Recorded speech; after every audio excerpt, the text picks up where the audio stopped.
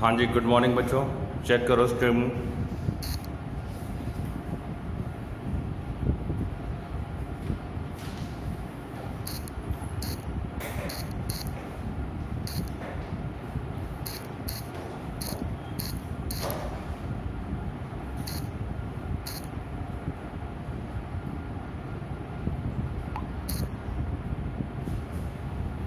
Alright,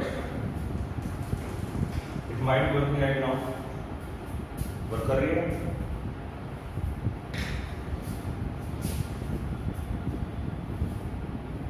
working?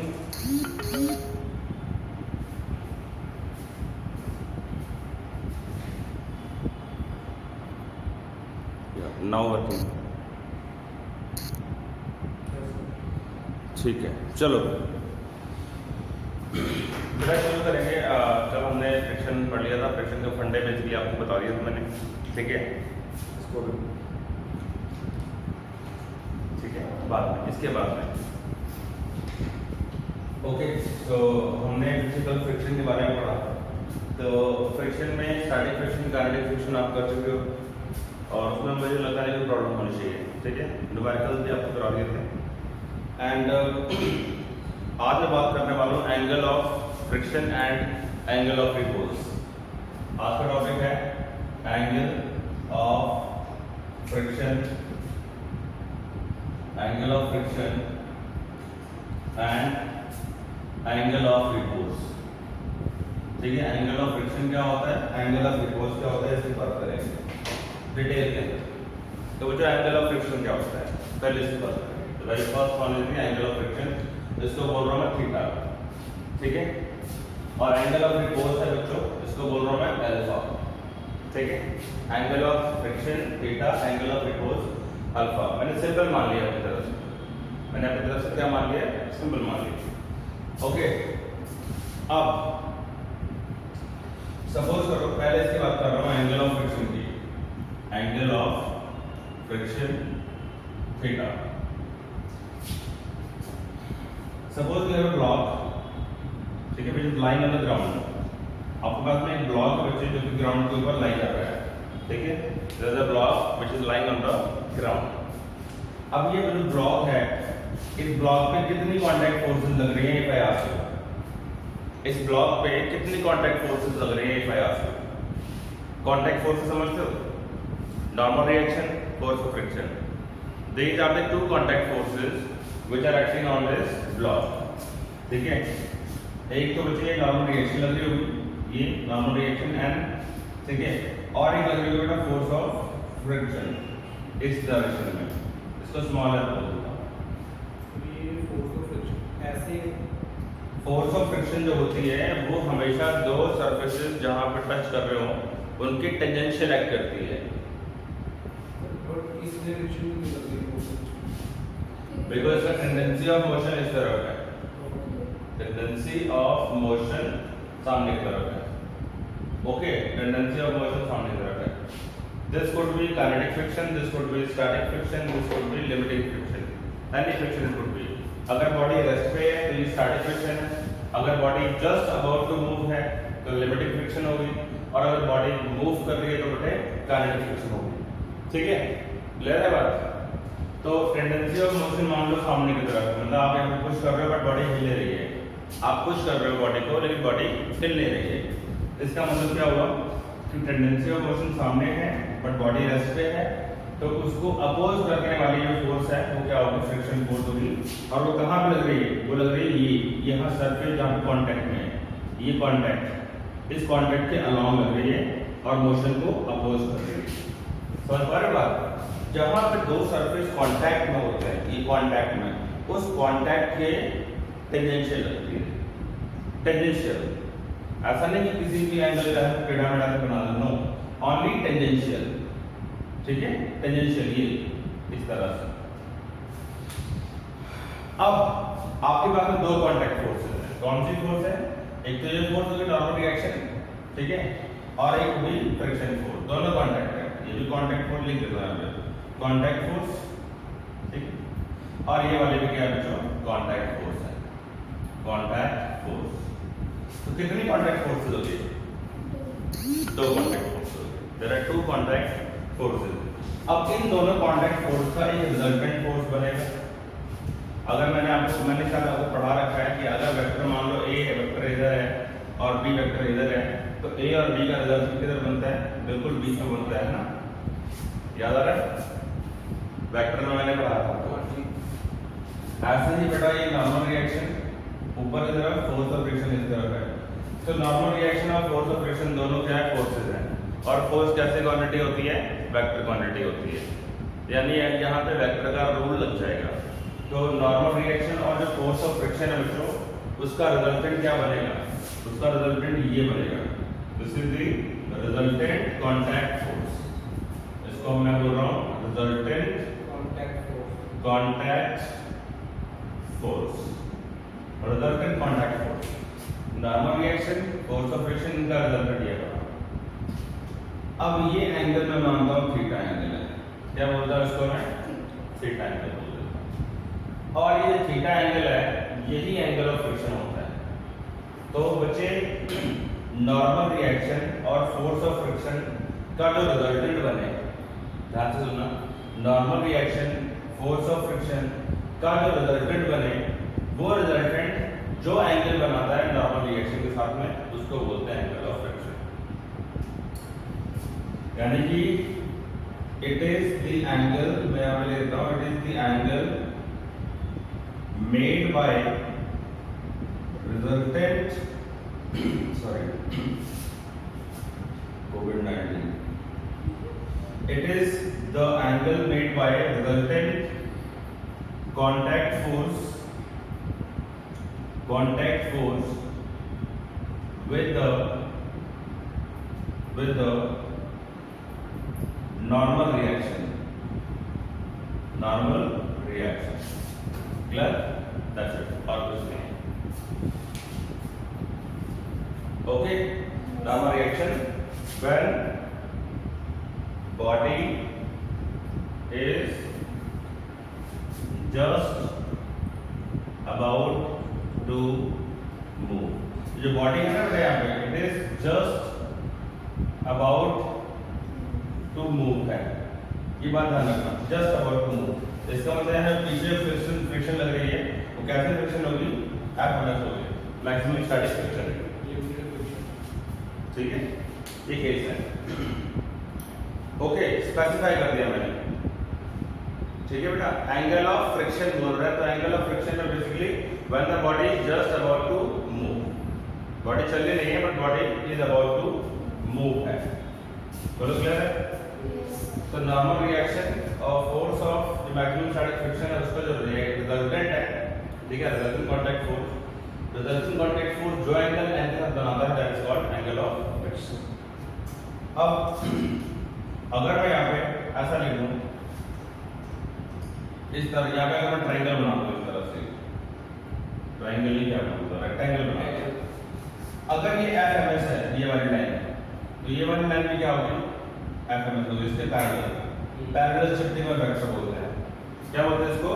Parallel shifting of vector. जैसे ये B vector है, तो इसके बिल्कुल परपेंडिकुलर में क्या होगा? बी वेक्टर होगा, पैरेलल शिफ्टिंग। यहाँ पे ए वेक्टर है, जिसके बिल्कुल पैरेलल में उस तरफ ए वेक्टर होगा, डायरेक्शन भी सेम रहेगी। This is called parallel shifting of vectors. ऐसे यहाँ पे एफ जो फोर्स ऑफ फ्रिक्शन है, उसकी पैरेलल शिफ्टिंग इधर कर ली मैंने।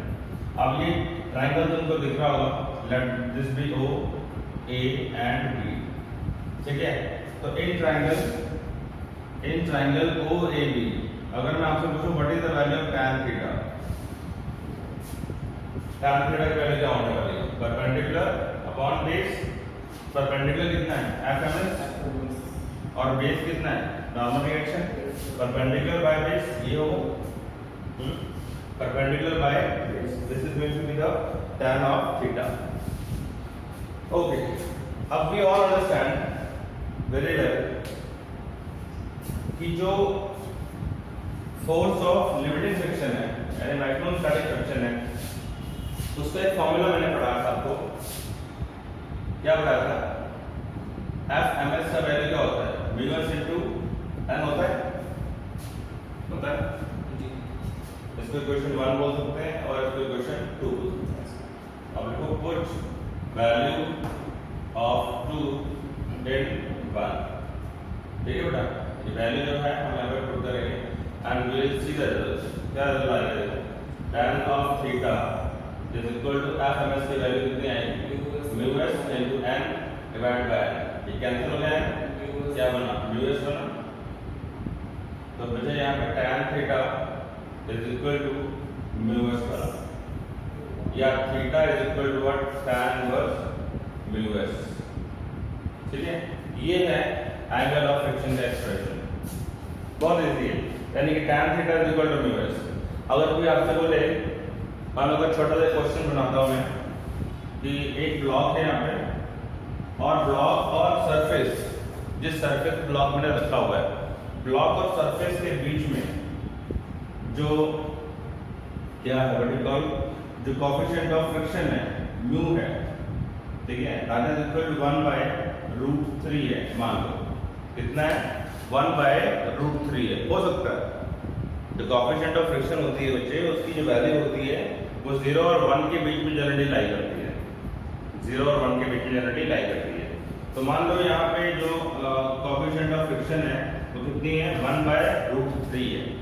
तो आपसे कोई बोलता है कि भाई बताओ कितना होगा एंगल ऑफ फ्रिक्शन यहाँ पे? Find angle of friction.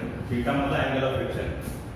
Theta कोई मतलब मामूली एंगल नहीं है, theta is the angle of friction. Okay, तो यहाँ पे एंगल ऑफ फ्रिक्शन तुम निकालोगे इस फॉर्मूले से, निकालोगे tan theta is equal to what? 1 mu. ठीक है, सिंपली इसको म्यू भी लिख सकते हैं। ओके, तो theta is equal to what? 1/√3।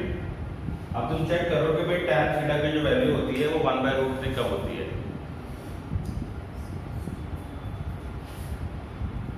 सोचो, अगर मैं आपको बोलूं tan 30 डिग्री का वैल्यू क्या है? sin 30/cos 30। sin 30 1/2 और ये √3/2 कितना है? 1/√3 है tan 30। यानी इसका मतलब हुआ कि जो थीटा की वैल्यू आने वाली है वो हुई यहाँ पे 30 डिग्री। यानी 30 डिग्री क्या है तुम्हारा बच्चों? Angle of friction. इस तरह से एक नंबर में क्वेश्चन आ सकता है। वैसे तो इसकी डेरिवेशन ही आती है ज़्यादातर, या इसकी डेफिनेशन पूछ देते हैं, बट इन केस अगर तुम्हारे को पूछा है तो you should be able to solve. इस तरह से निकालेंगे tan theta equal to mu. याद हो गया? tan theta equal to mu. आगे चलेंगे, next is angle of repose. Next is angle of repose. Note करो,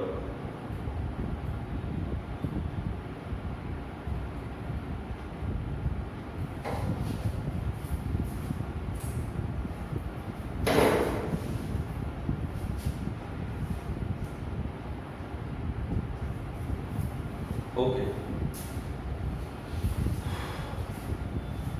तो अगली तरफ आते हैं बच्चे एंगल ऑफ रिपोज। बोलो कोई डाउट इसमें?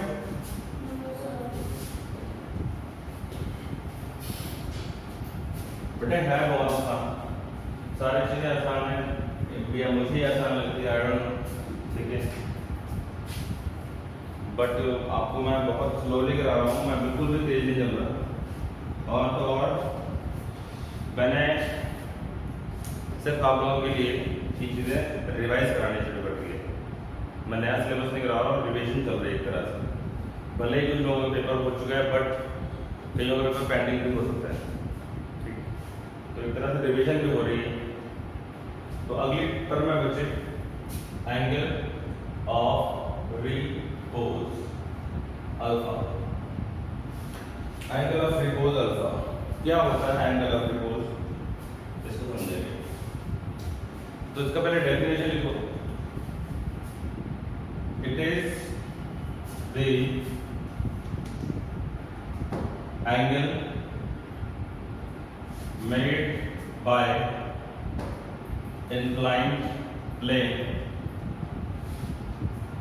inclined plane with the horizontal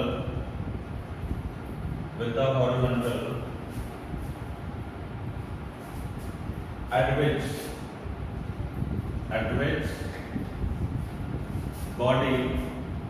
a body kept on inclined plane is just about to slide down. Okay, ये है। अब इसको समझते हैं,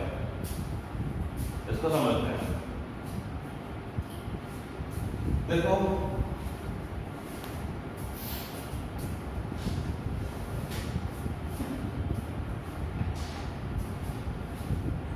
बेटा ये है मेरे पास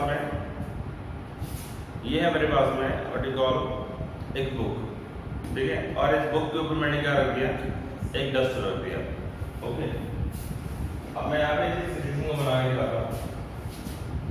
ये सपोज करो तुम्हारे पास में एक हॉरिजॉन्टल सरफेस है, ठीक है, हॉरिजॉन्टल सरफेस। ओके, और यहाँ पे बच्चों है तुम्हारे पास में एक incline plane, this is incline plane which is at certain angle. कोई एंगल है यहाँ पे 10 डिग्री, 15 डिग्री, 20 डिग्री, कुछ भी एंगल है। मुझे ये बताओ, अगर ये इंक्लाइन, यहाँ पे एक बॉडी रखी मैंने, क्या रखी है, ये बॉडी रखी है, फील करना, अगर ये हॉरिजॉन्टल है, ठीक है, और अगर यहाँ पे मैंने एक बॉडी रखी है, अगर मैं इस हॉरिजॉन्टल सरफेस के रिस्पेक्ट में इस बॉडी को लिफ्ट करूं, जैसे ये मैं यहाँ पे एंगल जो है बच्चे, वो एंगल इंक्रीज कर रहा हूँ, देखो ये एंगल में इंक्रीज कर रहा हूँ, ठीक है, क्या कर रहा हूँ मैं, इसको इंक्लाइन प्लेन बना रहा हूँ। देखो अब मैं जब एंगल इंक्रीज कर रहा हूँ तो आप देखो यहाँ पे जो बॉडी है वो अभी मूव नहीं कर रही है, देखो अभी तो बिल्कुल भी नहीं कर रही, बिकॉज एंगल इज 0 डिग्री है। लेकिन अब मैंने 0 से 1 डिग्री किया, 2 डिग्री, 10 डिग्री, 15 डिग्री, ऐसे एंगल बढ़ाना शुरू किया, ठीक है, एंगल जब बढ़ाना शुरू किया, अभी भी देखो ये बॉडी जो है स्लाइड नहीं कर रही है, अभी भी बॉडी स्लाइड नहीं कर रही है। अब मैं और एंगल बढ़ा रहा हूँ धीरे धीरे, अभी भी स्लाइड नहीं कर रही है। अब यहाँ मैंने एंगल और बढ़ा दिया, अब ये स्लाइड कर रही है। तो जिस पॉइंट पे, जिस एंगल पे इस बॉडी ने स्लाइड करना शुरू कर दिया, that angle made by the inclined plane with the horizontal is called angle of repose. फिर से समझो, ये हॉरिजॉन्टल सरफेस है, अगर मैं इसको लिफ्ट कर रहा हूँ ऊपर की तरफ, ये मैंने लिफ्टिंग करी, अभी देखो एंगल जो इंक्रीजिंग है, बट मेरे पास में अभी जो बॉडी है वो स्लाइडिंग कंडीशन में नहीं है। मैंने और एंगल बढ़ाया, और ये लो, जिस एंगल के ऊपर ये बॉडी नीचे चलना शुरू कर देती है, that angle is called angle of repose. ये सिंपल कंसेप्ट है, क्लियर हो गई बात। तो ये जो थीटा है हमारे पास में, थीटा जो है, थीटा में अल्फा, जो अल्फा है, alpha is the angle of repose, ठीक है। तो ये वो एंगल है इसके बीच में, इंक्लाइंड प्लेन और हॉरिजॉन्टल सरफेस के बीच में, जब बॉडी इंक्लाइंड प्लेन पे जो रखी है वो जस्ट अबाउट टू मूव, ये just begin to slide down, ऐसा बोल सकते हो, just begin to slide down. Alpha is that angle when तो the body is just begin to slide, begins to slide, clear है। ऐसा एंगल जिस angle पर 1 डिग्री भी बताता तुरंत यस, वो एंगल जिस पॉइंट पे, जिस एंगल से बॉडी नीचे चलना शुरू करती है, the motion is about to start, ठीक है, वो angle is called angle of repose, ठीक है। अब जब भी ये वर्ड यूज होगा ना, just about to slide down, उस समय सोचना फ्रिक्शन की वैल्यू क्या होगी, बताओ। अभी जस्ट कोई नहीं है, begin to slide, just about to start, ठीक है, ओके, क्लियर है बात। अब यहाँ पे जब ये body just begin to slide है, तो मुझे बताओ इसका जो टेंडेंसी ऑफ मोशन है वो किधर है, टेंडेंसी ऑफ मोशन किधर है, इसका बोलो, टेंडेंसी ऑफ मोशन ये नीचे की तरफ है। अभी जो भी केसेस तुमने पढ़े थे बच्चों, वो सारे ये वाले थे, फ्लैट सरफेस पे थे। अब हम फ्लैट सरफेस से थोड़ा ऊपर उठ गए, इंक्लाइन एंगल पे चले गए, यहाँ सिनेरियो कुछ डिफरेंट होगा, टेंडेंसी ऑफ मोशन अभी इस लाइन के लॉन्ग है, ये था सरफेस मैंने ऐसे ऊपर उठा दिया किसी एंगल पे। इस ब्लॉक का मास आप मान सकते हैं बच्चे m की मास मान सकते हैं m, तो इसका वेट कुछ लगेगा, समझो बात को। अगर ये फ्लैट सरफेस था और ये ब्लॉक था यहाँ पे, तो बेटा ये था mg तुम्हारा, है ना, बिल्कुल परपेंडिकुलर। जो वेट लगता है बेटा वो क्या होगा बेटा, बिल्कुल डाउनवर्ड डायरेक्शन में एक्ट करेगा, और जो नॉर्मल रिएक्शन होता है वो सरफेस क्या होगा, हमेशा परपेंडिकुलर होगा। मन में बिल्कुल गलत कंसेप्ट मत रखना, वेट may और may not be perpendicular to the surface। Weight perpendicular हो भी सकता है, नहीं भी हो सकता। जैसे इस केस में वेट परपेंडिकुलर है, वेट की डायरेक्शन जो है वो परपेंडिकुलर है, बट इस केस में वेट परपेंडिकुलर नहीं होगा।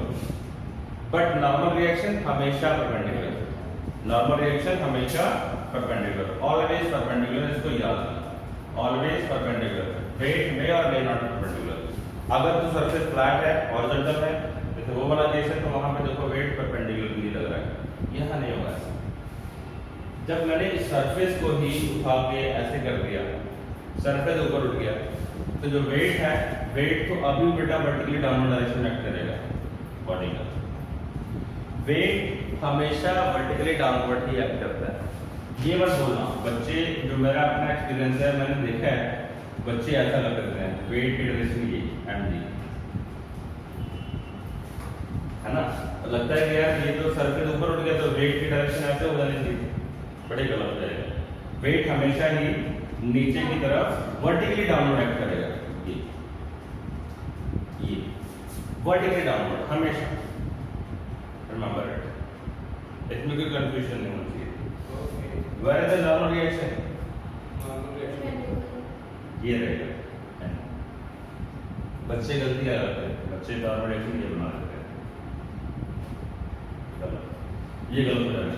क्यों गलत हो जाना भाई, क्योंकि नॉर्मल रिएक्शन जो होना चाहिए सरफेस के हमेशा परपेंडिकुलर होना चाहिए। अगर मेरा सरफेस ये है तो नॉर्मल रिएक्शन ये बनेगा, अगर मेरा सरफेस ये हो गया तो नॉर्मल रिएक्शन ये बनेगा, समझो फील आ रहा है कि नहीं आ रहा है। अगर मैंने ये कर दिया सरफेस तो नॉर्मल रिएक्शन ये बनेगा, अगर सरफेस मेरा इंक्लाइंड तो नॉर्मल रिएक्शन इस सरफेस के परपेंडिकुलर जाना चाहिए, ठीक है। वेट सब जगह ठीक रहेगा, बस इंक्लाइंड प्लेन में बच्चों को प्रॉब्लम आती है कंपोनेंट वगैरह निकालने में। तो ये आपके सामने मैंने बताया कि किस तरह से हम इसको एनालाइज करेंगे। अभी पूछ लो, कोई डाउट हो तो है, कोई डाउट? अच्छा, तो अब मैं क्या करता हूँ, मैं यहाँ पे थोड़ा ज्योमेट्री यूज करता हूँ, मैथ यूज करता हूँ। मैंने यहाँ पे इसको ऐसे बैकवर्ड डायरेक्शन में प्रोड्यूस कर दिया। अगर ये एंगल अल्फा है मेरे पास में, ये एंगल अल्फा है बच्चों, तो ये वाला एंगल भी अल्फा होगा। अब आप सोचोगे सर ये एंगल अल्फा कैसे हो सकता है? नहीं सर, ये पता है, ये पता है, मैथ पढ़ा होगा। नहीं यार मैथ में पढ़ा तो होगा, लेकिन ये सीधी सी चीज है, ये मैथ में कहाँ पढ़ लेते हैं, कैसे होगा ये एंगल अल्फा? आप लोगों को पता है, आपको पता है? तो इसमें वो एक प्रॉपर्टी सी लगती है जहाँ पे मतलब अगर ये वाला एंगल लाइक 180 में से जो माइनस करते हैं वो चीज़ है। देख मैं समझाता हूँ, ये ट्रायंगल दिख रहा है, ये ट्रायंगल दिख रहा है। अच्छा, यहाँ पे ये एंगल कितना है? The angle is, this angle is alpha. अच्छा भाई, ये एंगल इज अल्फा, ये एंगल 90 डिग्री होगा, तो ये एंगल कितना बनेगा? ये ट्रायंगल दिख रहा है यार, ये अल्फा कहाँ से बन जाएगा? ये ट्रायंगल है, ये अल्फा, ठीक है, ये 90 डिग्री, ये एंगल कितना होगा? ट्रायंगल के तीनों एंगल का सम कितना होता है? 180 होता है। यानी कि अगर मैं इसको x बोल दूं तो x + 90 + अल्फा = 180 बनेगा, सिंपल है, ठीक है। तो x की वैल्यू कितनी बन जाएगी? 180 - 90 - अल्फा। तुम्हारे लिए क्या दिखा रहा है, लेकिन वो डायरेक्ट पूछ सकता था, कितना बने 90 - अल्फा, ठीक है। ये कितना बनेगा? 90 - अल्फा, 90 - अल्फा। ये एंगल आया था 90 - अल्फा। अब जरा फील करना इस बात को, ये ऐसा था, ये नॉर्मल रिएक्शन है, यहाँ पे देखो ये n है, ये s है,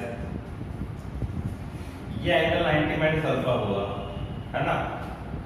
अब ये नॉर्मल रिएक्शन देखो नीचे की तरफ, ये नॉर्मल रिएक्शन की लाइन जा रही है। नॉर्मल रिएक्शन क्या होता है? सरफेस के परपेंडिकुलर। तो क्या ये एंगल पूरा का पूरा, ये वाला एंगल दिख रहा है, क्या ये एंगल पूरा 90 डिग्री होगा? ये एंगल पूरा 90 डिग्री होगा, ये वाला एंगल।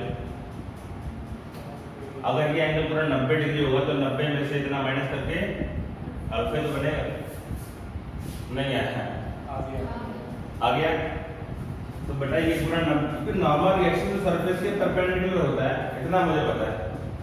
तो ये सरफेस से परपेंडिकुलर ऊपर है, सरफेस से नीचे परपेंडिकुलर। तो अगर ये एंगल 90 माइनस अल्फा है और ये पूरा 90 है, तो ये बचा वाला एंगल कितना बनेगा? अल्फा बनेगा। ठीक, ये इसका कंसेप्शन था।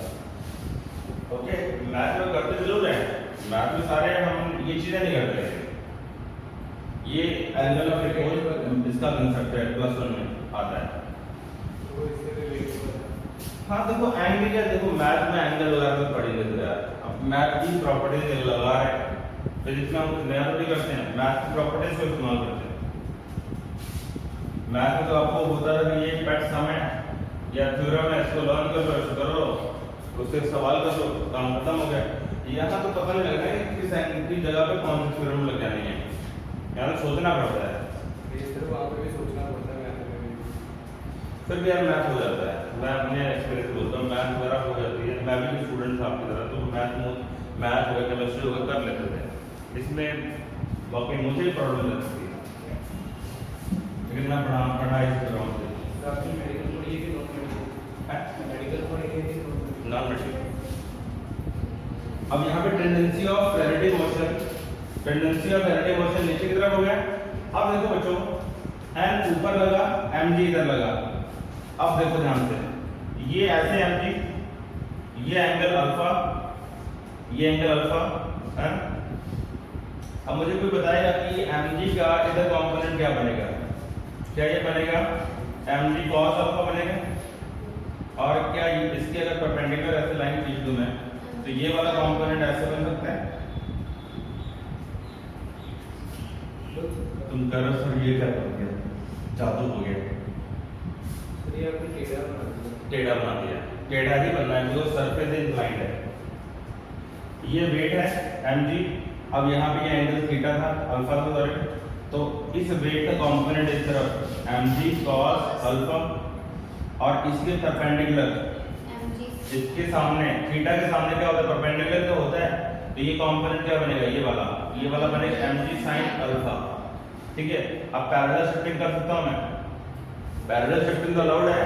तो mg sin अल्फा ये बना, तो mg sin अल्फा ये बनेगा mg sin अल्फा इसके सामने, यानी कि ये mg cos अल्फा और ये बनेगा बच्चों mg sin अल्फा, इसके बिल्कुल पैरेलल यहाँ पे ऐसे फील करो,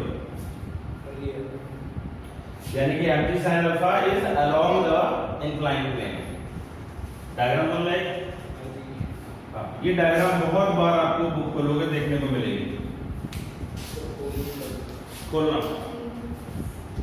अगर आप लोग बुक नहीं खोलते तो आपकी सबसे बड़ी गलती है। आप नोट्स वगैरह ठीक है पढ़ लेना, नोट्स वगैरह उनके लिए होते हैं जिन्होंने खाली पास होना है, जिन्होंने कुछ पढ़ना है समझना है, उनके लिए तो बुक ही बनी है, बुक एंड असाइनमेंट एंड मेरे लेक्चर्स डेली बेस पे देखो। ठीक है, मैं तो आपको सिर्फ समझा सकता हूँ, कोशिश कर सकता हूँ, समझना तो आप नहीं है, सीधी सी बात है। कोई अगर आपको बोले कि नहीं मैं आपको समझा के दम लूंगा, तो ऐसा पॉसिबल नहीं है मेरी नज़र में। अगर मैं गारंटी लेता हूँ कि नहीं मैं तुमको समझा के छोड़ूंगा, तो मैं गारंटी नहीं ले सकता, कभी नहीं लेता। रीज़न क्या है इसका? रीज़न ये है, समझना ना समझना तुम्हारे ऊपर डिपेंड करता है। मेरा मतलब मेरा अपनी तरफ से बेस्ट देना, ये मेरा काम है कि मैं आपको बेस्ट तरीके से पढ़ा सकता हूँ, एक्सप्लेन कर सकता हूँ। बाकी तुम्हारे यहाँ पे जाता है नहीं जाता है, सेपरेट केस। सिंपल सी बात है यार, इसमें कौन सी, इसमें बुरा मानने वाली बात नहीं है। हर एक बंदे का आईक्यू लेवल अलग अलग होता है। ठीक है, अब मैं इसी चीज़ को समझा रहा हूँ, यहाँ पे बैठे 2 लोगों को समझ आ रहा है, एक को नहीं समझ आ रहा है, तो क्या कर सकते हैं? ठीक है, फिर तो बात टाइट है, बट आई ट्राई कि सबको समझना है। ठीक है, कंपोनेंट बना है यहाँ पे, तो उसके एम जी साइन अल्फा बनाया, एम जी कॉस अल्फा बनाया। अब क्या मुझे बताओ कि ये जो बॉडी है, जो ब्लॉक है, क्या ये ऊपर और नीचे जा रही है? ऐसे इस डायरेक्शन में कहाँ जा रही है यार? ये हवा में थोड़ी उड़ रही है। ये जो डस्टर है, अगर मैं इसको प्लेन को ऐसे करता हूँ तो इस तरफ ये नीचे की तरफ कौन सा कॉम्पोनेंट लगा? M G sine alpha. और इस डायरेक्शन में कॉम्पोनेंट कौन सा है? Very good. और नॉर्मल रिएक्शन किधर है? ये ऊपर है, ये परपेंडिकुलर सरफेस के परपेंडिकुलर लगता है। अभी सरफेस ये था हॉरिजॉन्टल में, तो नॉर्मल रिएक्शन ये था। अब जब मैंने सरफेस को ही टिल्ट कर दिया तो नॉर्मल रिएक्शन भी टिल्ट हो गया। तो ये n, तो n के बिल्कुल नीचे mg cos अल्फा है। ये n, तो n के बिल्कुल नीचे mg cos अल्फा। अब मुझे बताओ कि क्या ये ब्लॉक ऐसे मूव कर रहे हैं? क्या ये ब्लॉक ऐसे मूव कर रहे हैं नीचे? नहीं मूव कर रहा। ब्लॉक का मोशन खाली सरफेस पे होगा, ये या तो नीचे जाएगा या तो ऊपर जाएगा। ऊपर भी नहीं जाएगा वैसे तो, ठीक है, बहुत रेयर केस में ऊपर होगा। ऊपर तब जाएगा अगर हम कोई एक्सटर्नल वर्क करते तब, एक्स्ट्रा फोर्स लगाते हैं ऊपर तरफ तब, लिफ्टिंग करते हैं तब, ठीक है। बट अभी नेचुरली इसकी क्या टेंडेंसी बनती है कि भाई इसने नीचे ही आना है, नीचे ही आना है। एम जी साइन अल्फा की वजह से नीचे ही आएगा, यानी एम जी साइन अल्फा क्या हो गया? फोर्स अप्लाइड हो गई। एम जी साइन अल्फा क्या हो गया? फोर्स अप्लाइड हो गई। समझो बात को, M G sine alpha force applied, ये फोर्स अप्लाइड नीचे, तो ये बॉडी नीचे की तरफ खिसक रही है। दिस खिसकना और sliding down is because of M G sine alpha. और जो n था ऊपर की तरफ और इसके नीचे जो एम जी कॉस अल्फा है, वो दोनों इक्वल एंड ऑपोजिट होंगे। क्या होंगे? Equal and opposite. अगर उन दोनों में इक्वल एंड ऑपोजिट का रिलेशन ना होता तो या तो ब्लॉक ऊपर जाती या तो ब्लॉक नीचे जाती, बट ऐसा तो हो ही नहीं रहा।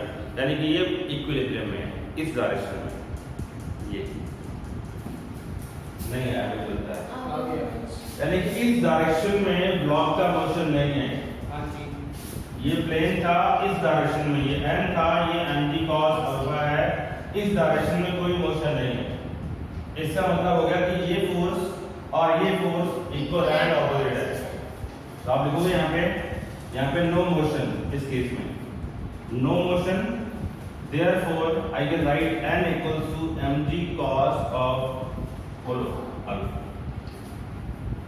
पहली बात। अब मैंने बोला था कि n जो होता है वो हमेशा mg के बराबर नहीं होता। फिर यहाँ पे देखो n mg के बराबर नहीं आया, n किसके बराबर आया? mg cos alpha. डिपेंड करता है, n की वैल्यू जो होती है वो सिचुएशन पे डिपेंड करती है कि सिचुएशन तुम्हारे सामने क्या है। ओके, तो ये चीजें हैं। अब जब इसकी टेंडेंसी ऑफ मोशन पीछे है, समझो बात को, अब अगर इसकी टेंडेंसी ऑफ मोशन नीचे की तरफ है, यानी it is beginning to slide, तो बेटा पीछे की तरफ क्या लगेगी? पीछे की तरफ रोकने वाली फोर्स है जिसको हम बोलेंगे फ्रिक्शन फोर्स, और किधर लगेगी? टेंजेंशियल एक्ट करेगी। तो ये बोल दिया मैंने यहाँ पे FMS, ये इस तरह से इधर mg साइन अल्फा, और इस तरफ क्या थी बच्चों? इस तरफ से तुम्हारे पास में FMS। और FMS का क्या होता है? We know that FMS is equal to what? Mu s into normal reaction, बोलो yes or no? Great. तो FMS क्या होगा? Mu s into normal reaction की वैल्यू क्या है? Very good. mg cos alpha. ये लो। अगर बॉडी यहाँ पे रेस्ट पे होती तो यहाँ पे क्या लिखना था मैंने? FS लिखना था, स्टैटिक फ्रिक्शन। लेकिन जब बॉडी चलने वाली है, बिगिन टू स्लाइड है, तो यहाँ पे स्टैटिक फ्रिक्शन का मैक्सिमम वैल्यू पहुंच गया। यानी इसके बाद अगर हल्का सा भी आप एंगल बढ़ाते हो, बॉडी में एक्सेलरेशन आ जाएगी। बॉडी में क्या आ जाएगी? एक्सेलरेशन आ जाएगी। अच्छा, टेंडेंसी ऑफ मोशन यहाँ पे हो रहा है, अभी मोशन हो नहीं रहा है एक्चुअल में, tendency of motion is there, body is about to slide, तो इसलिए मैंने यहाँ पे मैक्सिमम स्टैटिक फ्रिक्शन लिखा। अगर मान लो बॉडी चल रही होती नीचे तरफ, तो मैं यहाँ पे क्या लिखता? F पे लिखता, काइनेटिक फ्रिक्शन। इतना समझ आना चाहिए कि जिस तरह मोशन की टेंडेंसी होती है, उसके ऑपोजिट डायरेक्शन में फोर्स ऑफ फ्रिक्शन लगती है। क्लियर है? Yes. तो ये तुम्हारे पास में F का वैल्यू है mu s into mg cos alpha. That is equation 1 and equation number 2। Equation number 2 अभी बनाते हैं। पहले ये समझ लो अच्छे से, कोई इसमें डाउट नहीं होना चाहिए।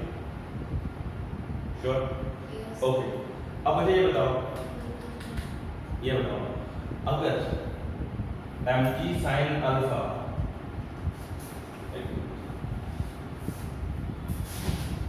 यहाँ लिखता हूँ because n is equal to mg cos alpha है।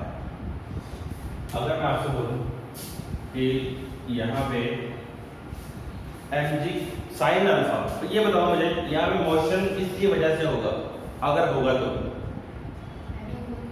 mg मोशन किसकी वजह से होगा यार, इसकी वजह से मोशन होगा ना, mg sin अल्फा की वजह से। ये वाला कौन है, रोकने वाला यार। फ्रिक्शन क्या करती है, फ्रिक्शन रोकती है, फ्रिक्शन की में पकड़ के रखना, रोकने की कोशिश करना। तो ये रोकने वाली फोर्स है और ये चलाने वाली फोर्स है, ऐसा समझ लो। चलाने वाली फोर्स mg sin अल्फा, रोकने वाली फोर्स fms है। fms मतलब mu s mg cos alpha. अगर बॉडी में एक्सेलरेशन आना है या अगर बॉडी को मूव करना है फॉर प्रॉपर मोशन, यहाँ लिख देता हूँ फॉर प्रॉपर मोशन, मैंने आपको बताया था F applied should be greater than F ms, याद करो,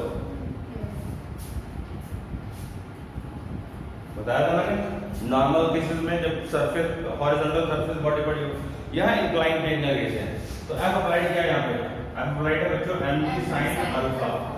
ये किससे बड़ी होनी चाहिए, मैक्सिमम स्टैटिक फ्रिक्शन से बड़ी होगी, तब बॉडी प्रॉपर मोशन में आएगी।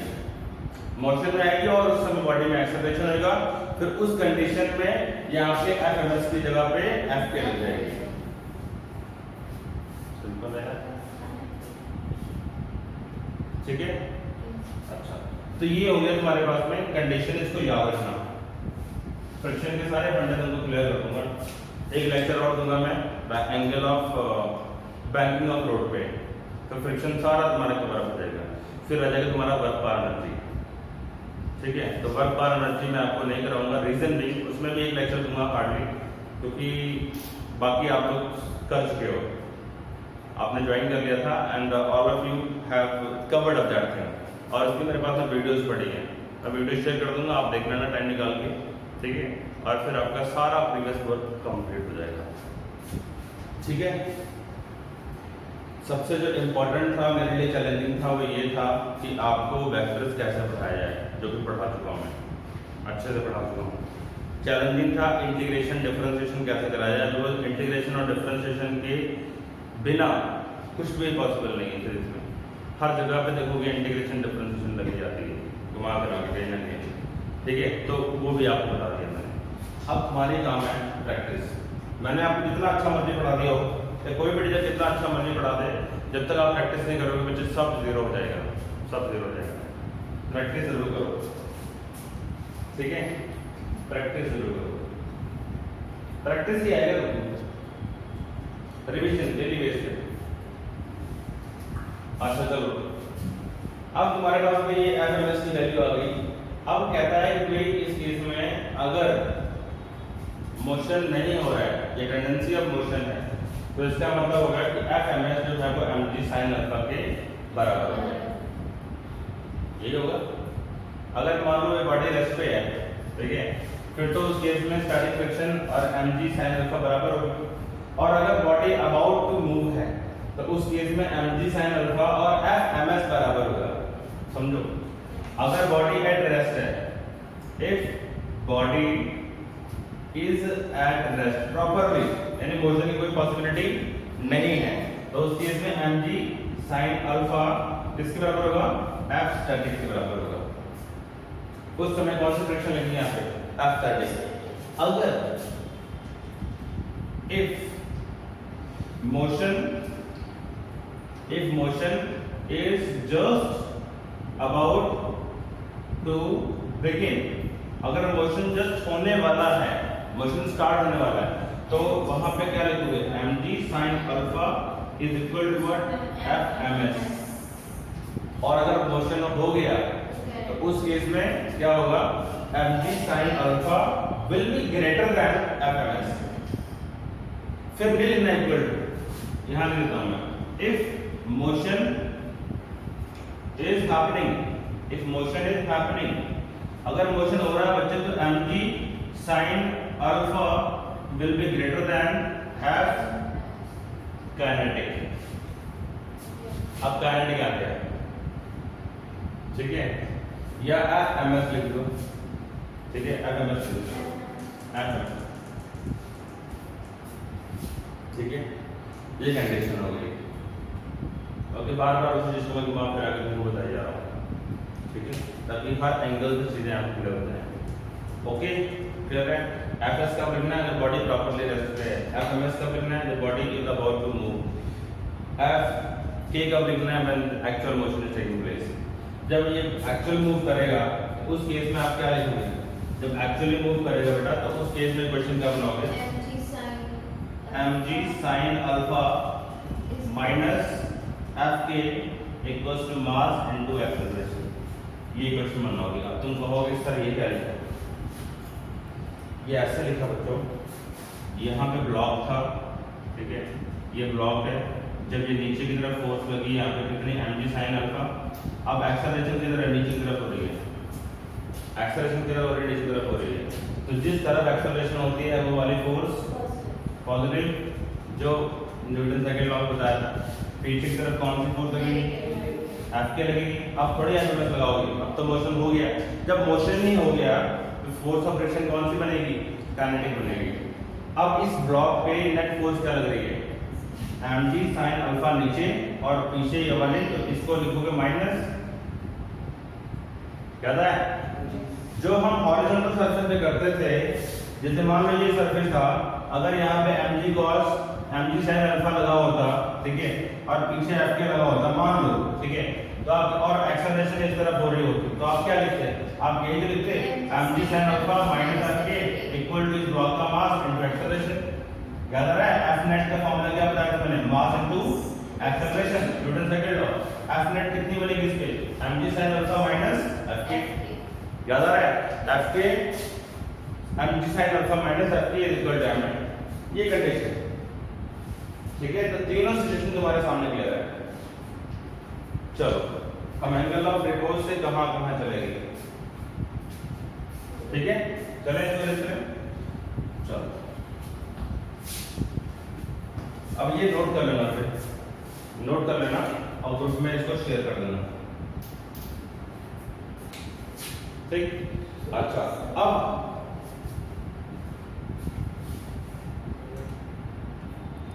नाउ एफएमएस का वैल्यू तुमने निकाल दिया, अगर मोशन हो रहा है तो मैंने क्या लिखा, सेकंड लाइन देखो, if motion is about to start, तो क्या लिखोगे आप, you will write this step only,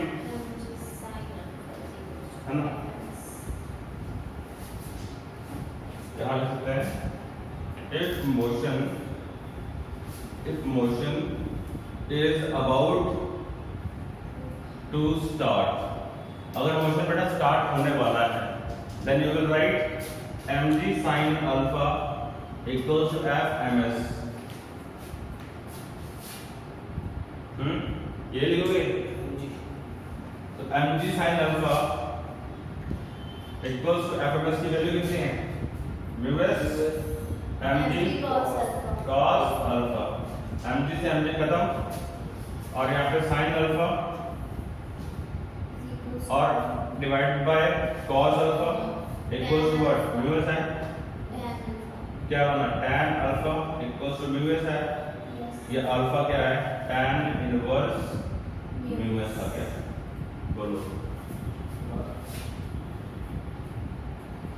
अब जरा एनालाइज करो, अभी प्रीवियस टॉपिक पे हमने क्या पढ़ा था, एंगल ऑफ फ्रिक्शन पढ़ा था, और प्रीवियसली हमने क्या पढ़ा था एंगल ऑफ फ्रिक्शन में, प्रीवियसली हमने पढ़ा कि tan theta, theta was equal to what, tan inverse mu S, पढ़ा था। अब क्या पढ़ा हमने, alpha equal to tan inverse mu S, यानी कि क्या है, इनका राइट साइड बराबर है, राइट साइड बराबर है दोनों तरफ, तो लेफ्ट साइड भी, इसका मतलब ये हुआ कि angle of friction and angle of repose both are equal. 2 number में क्वेश्चन आता है कि prove that angle of repose and angle of friction are equal. तो ये आपको करना पड़ेगा टोटल है। हाँ total। दोनों दोनों, पीछे वाला भी ये वाला भी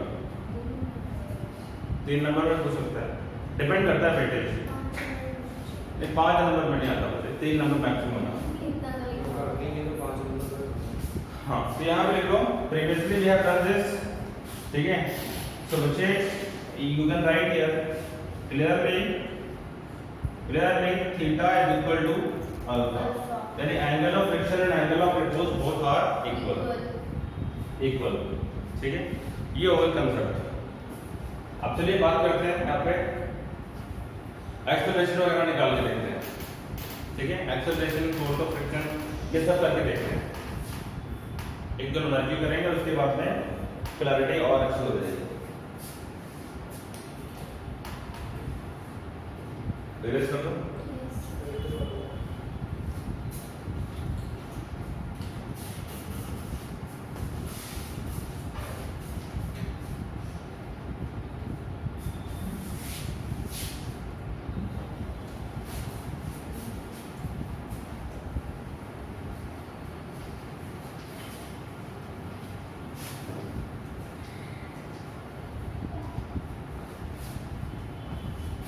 तुम्हारा नेक्स्ट एग्जाम कब है? 26। हाँ 26 को केमिस्ट्री इंग्लिश केमिस्ट्री कब है? Okay yes, let us take up the next question. बड़ा क्वेश्चन ले रहा हूं मैं यहाँ पे। This is a block of mass 4 kilogram. कितना मास है ब्लॉक का? 4 किलोग्राम मास है। ध्यान दो, ब्लॉक का मास है 4 किलोग्राम और ये एंगल जो है यहाँ पे कितना दे रखा है तुमको?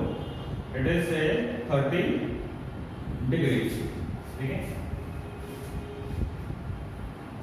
क्वेश्चन है angle of repose is 45 degree, angle of repose is 45 degree, ठीक है। Find the type of friction, find the type of friction and angle of and acceleration of the block, and acceleration of block, ठीक है। Find type of friction and acceleration of the block।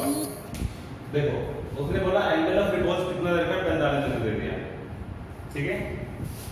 तो यहाँ पे बच्चे solution इसका निकालेंगे हम लोग। Angle of repose is 45 degree, okay, but the angle which the inclined surface is making with the horizontal is 30 degree, ठीक है। राइट नाउ क्लियर है? अच्छा, अब ये एंगल कितना है? 30 डिग्री है। तो मुझे बताओ find the type of friction and acceleration of block in the following cases, ठीक है। in following cases that will be theta बता दो। when theta is 30 degree and number 2 when theta is 60 degree। Done. दो case मैंने बना दिया आपके लिए। कहता है पहले 30 डिग्री अगर एंगल है तो पता लगाओ फ्रिक्शन कैसी है और एक्सेलरेशन होगा या नहीं होगा। जब 30 डिग्री है बॉडी का, जब ये एंगल 30 डिग्री है मतलब कि ये एंगल क्या बचे? दस angle theta is less than angle of repose, है ना, इन केस 1। यस और नो? यार ये एंगल 30 डिग्री है ये वाला एंगल, और ये angle less than 45 degree. Angle of repose कितना दे रखा है? 45 दे रखा है ना तुमको। एंगल ऑफ रिपोज के बराबर जब एंगल पहुंचेगा then the body will begin to slide. Sir अगर 45 तक पहुंचेगा तब स्लाइड होनी शुरू होगी। जब 45 हो जाएगा तब, वही 45 के ऊपर 45 और उसके ऊपर चलेगा तब काइनेटिक फ्रिक्शन बन जाएगी। 45 है देन मैक्सिमम स्टैटिक फ्रिक्शन, उससे छोटा है तो स्टैटिक फ्रिक्शन, ठीक है। याद रह जाएगा। तो बेटा यहाँ पे क्या होगा? Body is just about to slide, no theta is very less than 45, ठीक है। Therefore no motion take place, no motion take place, motion नहीं होगा, मतलब कि बॉडी रेस्ट पे रहने वाली है। बॉडी किस पे रहने वाली है? रेस्ट पे रहने वाली है, फॉर श्योर, बिना सोचे समझे लिख देना। तो बॉडी रेस्ट पे होगी तो मुझे बताओ एक्सेलरेशन क्या होगा? Acceleration 0 acceleration 0। अब कहता है कि भाई फ्रिक्शन कैसी होगी? स्टैटिक फ्रिक्शन होगी। तो यहाँ पे बच्चों ये बनेगा तुम्हारे पास में क्या होगा? ये नॉर्मल रिएक्शन इसमें बनाने की जरूरत पड़ेगी। बिल्कुल बनानी पड़ेगी। यहाँ पे 30 डिग्री एंगल, ये क्या था? mg, ये कितना होगा? ये 30 डिग्री होगा, ये होगा mg cos 30, ये होगा mg sin 30, वेरी गुड। और पीछे की तरफ कौन सी फ्रिक्शन होगी? इतना पढ़ाया यार फिर भी नहीं आ रहा। कौन सी फ्रिक्शन? गुड, स्टैटिक फ्रिक्शन होगी। मोशन हुआ ही नहीं यार। अगर ये एंगल 45 के बराबर होता फिर लिखते हैं FMS, ठीक है, समझो यार। पिछले सम का FMS दिमाग में चढ़ गया। हाँ, तो motion is not taking place. अगर बच्चों मोशन नहीं हो रहा है, इसका मतलब क्या हुआ कि FS is exactly equal to mg sin theta. जितनी फोर्स नीचे थी उतनी फोर्स ऊपर लग गई, बैलेंस हो गया, कोई भी नेट फोर्स नहीं बनी। नेट फोर्स नहीं बनी मतलब एक्सेलरेशन 0, एक्सेलरेशन 0 मतलब बॉडी रेस्ट पे। बस इतने में ये वाला सिचुएशन होगा। अब नाउ बॉडी का एक्सेलरेशन 0 है, ठीक है। Therefore we will write mg sin 30 should be equal to static friction. तो mg, m कितना था? 4 था यहाँ पे, g को तुम 10 ले लो तो 4 × 10 और sin 30 की वैल्यू बोलो 1/2 होती है, बोलो क्लियर है? तो 5 से 10 और 5 से 4 20, तो 20 न्यूटन ये आया तुम्हारा स्टैटिक फ्रिक्शन। बोलो क्या आसान क्वेश्चन है, ओके मैं आसान, ठीक है। तो स्टैटिक फ्रिक्शन की वैल्यू कितनी आएगी? 20 न्यूटन के बराबर। ओके,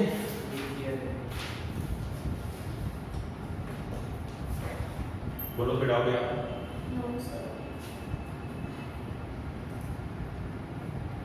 देन आगे देखते हैं। नेक्स्ट है बच्चों तुम्हारे पास में एंगल ऑफ रिपोज 45 डिग्री और एक्सेलरेशन निकालनी है, फ्रिक्शन निकालनी है, मैंने थीटा है 60 डिग्री। अब यही केस यहाँ पे क्या करोगे? 60 डिग्री वाला करोगे। एंगल 60 डिग्री कर दिया, ठीक है। ये एंगल 60 डिग्री हो गया, यहाँ 60 डिग्री हो गया, ठीक है। मैं बेटा प्लेन को ऊपर उठा सकता था बट मैं नहीं उठा रहा हूँ, टाइम बचा रहा हूँ मैं। अदरवाइज तुम एग्जाम में अगर क्वेश्चन आए तो उठा देना एंगल, थोड़ा और ऊपर उठा देना, ठीक है। अब यहाँ पे क्या होगा? होगा बिल्कुल होगा,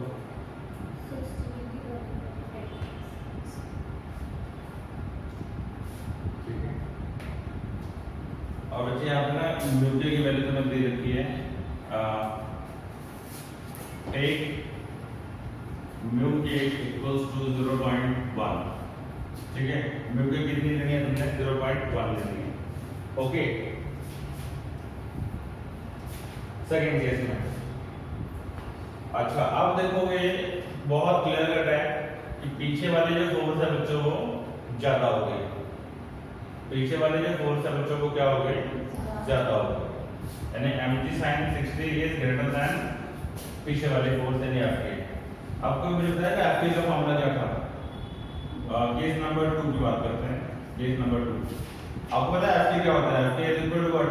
म्यू के इनटू n। अब mu K into n, n की वैल्यू बोलो, n की वैल्यू थी mg cos 60 यार, n किसके बराबर होगा? mg cos 60, ये वर्टिकल में, ठीक है। ये बने तो म्यू को कितना है तुम्हारे पास? 0.1 into 4 mg कितना है? 4 into 10 40, cos 60 कितना होता है? √3/2 होता है, तो ये कितना हो गया? 20 और ये 2√3 हो गया सिंपली। ये आपकी वैल्यू आ गई न्यूटन में। 20 into 0.1 कितना होगा? 2√3 होगा, ठीक है। अच्छा अब ये वाली फोर्स देखो, इसको तुम एक और तरीके से कर सकते हो, by finding the FMS value. याद है एफएमएस कैसे निकलता है? एफएमएस निकलता है म्यू एस इनटू एन से, म्यू एस इनटू एन से। अगर तुम्हें यहाँ पे स्टैटिक फ्रिक्शन का कोएफिशिएंट दिया होता, म्यू एस दिया होता, तो तुम वो भी वहां से भी कर सकते हो। फिर तुम चेक करते हैं कि मोशन इज हैपनिंग और नॉट। लंबा पैर था लेकिन बच्चे करना तो पड़ेगा। मान वैसे यहाँ डायरेक्टली हो रहा है बिकॉज़ यहाँ पे आपको थीटा वगैरह दिया होगा, तो समझ में आता है कि यार अगर एंगल ऑफ रिपोर्ट से एंगल छोटा है तो मोशन में कोई चांस ही नहीं। इसका मतलब क्या है, फ्रिक्शन कैसे स्टैटिक है ना? ये भी लॉजिक काम करता है, बट वो भी लॉजिक काम करेगा मैक्सिमम स्टैटिक फ्रिक्शन वाला। अगर applied force maximum static friction से ज्यादा होगी तब मोशन होगा, नहीं तो नहीं होगा। वो भी लॉजिक काम करेगा जो मैंने आपको सिखाया था। फिर ये करनी पड़ेगा। देखो यार तरीके दो हैं, मैंने आपको दोनों तरीके बता दिए, तुम्हारी मर्जी है कौन सा वे तुमने पिक करना है, ठीक है? कंफ्यूज नहीं होना। तो ये आपके आ गया, इतना तो पता लग गया ना कि यहाँ पे 60 डिग्री एंगल बना, 45 से ज्यादा एंगल है तो क्लियरली मोशन होगा, ठीक है? तो यहाँ पे लिख सकते हैं as 60 degree greater than 45 degree, so motion take place, motion take place, ठीक है? ये मोशन होगा तो एक्सेलरेशन आएगी। एक्सेलरेशन किधर आने वाली है? नीचे की तरफ। पता लग गया? फाइंड टाइप ऑफ फ्रिक्शन, कौन सी फ्रिक्शन है? स्टैटिक वैल्यू निकाल दी, 2√3 आ गई। या तो एक्सेलरेशन निकालो, तो एक्सेलरेशन कैसे निकलेगा? पीछे की तरफ फोर्स कितनी है? mg sin थीटा, ऊपर कितनी है? F के, तो नेट फोर्स कितनी बनी? mg sin 60 equation of motion लिख दे इसका, mg sin 60 minus fk very good, is equals to Fm. Very good. अब वैल्यूज पुट करने अब वैल्यू पुट करनी है, बस काम खत्म हो गया। एक्सेलरेशन निकालना होता है, तो ये m को क्या उठा के मैं इसके बड़े बना सकता हूं, रीड टू दिस डिनोमिनेटर ले आए, एक्सेलरेशन निकल आएगा यहाँ से आसान इस तरह से। तो बेटा mg की मतलब 4 into 10, g की वैल्यू 10 ले लेते हैं, ठीक है? sin 60 कितना होता है? √3/2 माइनस f की कितना था? 2√3 डिवाइड बाय, या यार मास वगैरह लिख लो जो तुम्हें ठीक लगे, ये डिवाइड बाय 4 कर दो, मास 4 से, ठीक है? अब इसके आगे तुम्हारा काम है, ठीक है? 5√3 minus 2√3. इसके आगे तुम्हारा काम है, इसको तुम ऐसा कर सकते हो, ऐसे इंडिविजुअल के बटे में कर दो, कर सकते हो। 4 से 4 खत्म हो गया, 2 5 के 10, 5√3 माइनस 1/2 है ना, 2 to the 4 √3 equal to acceleration. और इसको यहाँ पे ऐसे कर सकते हो, यहाँ लिखा मुझे, यहाँ पे कितना बनेगा? √3 कॉमन करो, अंदर 5/1/2 इक्वल टू एक्सेलरेशन √3 10 माइनस 1/2 है ना, और कर रहे हो तो कितना आ गया? 9/2 √3 कितना होता है? 1.73 एक्सेलरेशन। तो ये आ गया इन मीटर पर सेकेंड स्क्वायर। तो सॉल्व कर देना, आंसर आ जाएगा, ठीक है? सॉल्व कर देना, आंसर आ जाएगा क्लियरली।